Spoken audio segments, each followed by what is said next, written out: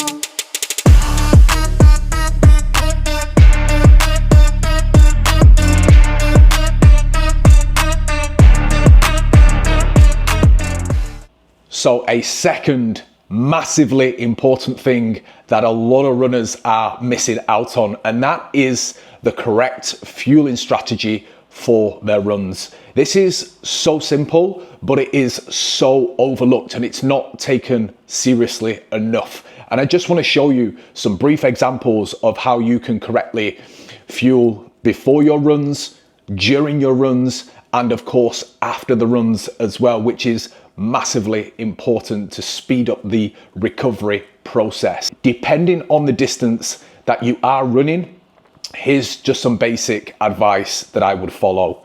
For any runs that are, you know, 0 to 5K, short runs or interval runs, tempo runs, ones that we're not going crazy distance on, I would fuel before quite simply with just a banana, and you could potentially add some honey with this. If I'm doing something that is a little bit longer, so within that like 10 to 15K range when it comes to running, I would generally fuel with 2 crumpets or a bagel with some jam on there.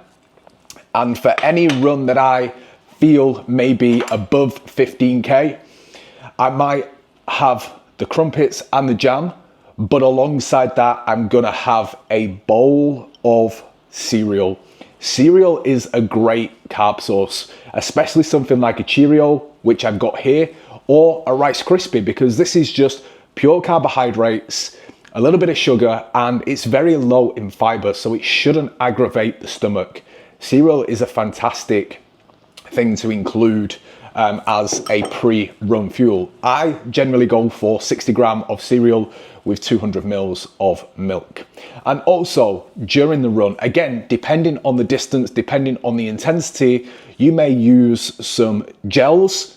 These are 30 gram gels. And again, intensity to that particular session is up for consideration on how much I will actually use. Or you may also use a drink. So inside here, you could put things like carbohydrate in powder format, or you could use something like a Gatorade, Powerade, Lucozade, just something that is easy, fast release carbs. But again, this part of pre-fueling and of course during run sessions is so important. So after your run, it is vitally important also that we try and consume some level of nutrition. I would say within 20 to 45 minutes after finishing, just to replenish your body, of course, again, from the carbohydrates and the energy that it has used, but also to get in the protein to help kickstart that recovery process. So one thing that I do always like to do, if I know I'm going out for a long run, for example, I like to prep some food so I don't have to think about it when I get back from my run. So something very simple is just having a Tupperware. This is filled with white potatoes with some seasoning on it. Just again, an easy digestible carb source.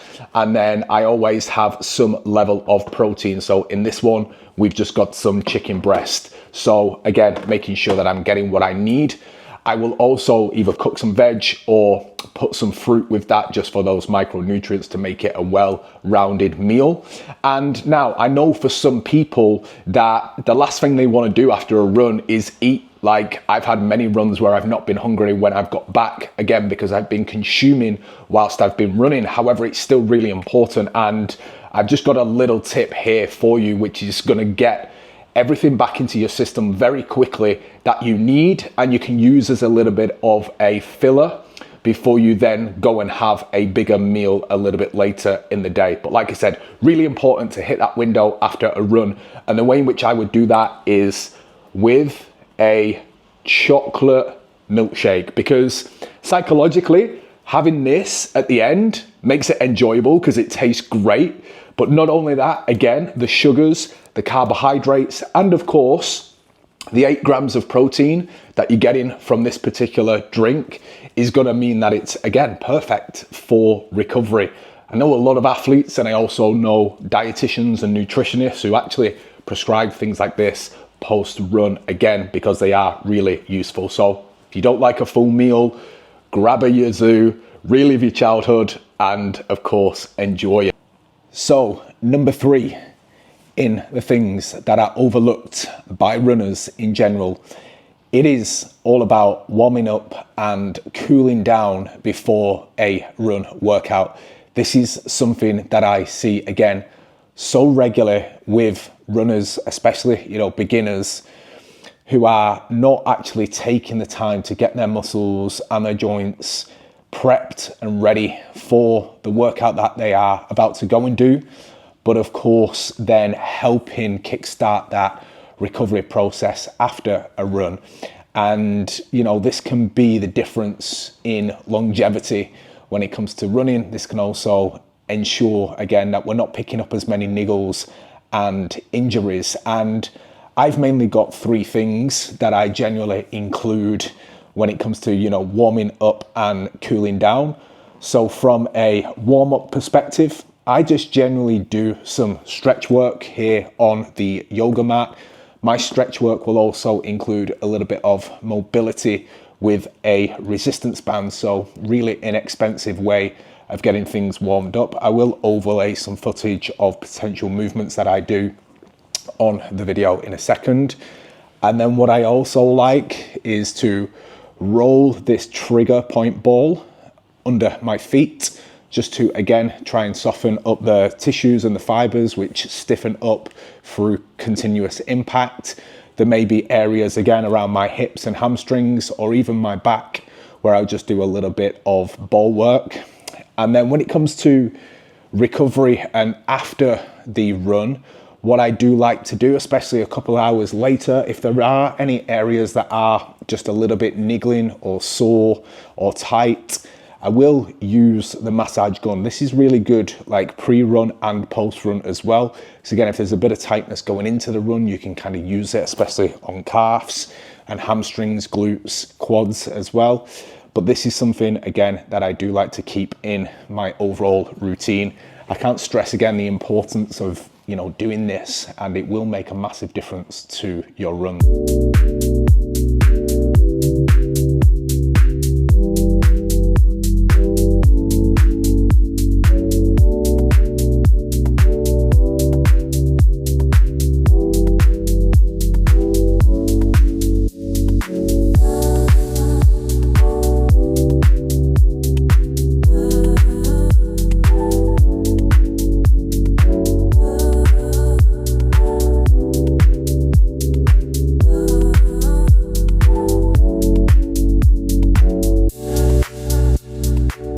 So, number 4, the final thing that I believe runners need to pay more attention to and do more of in their training, which they're missing currently, and that is they slow, easy runs, with emphasis on easy.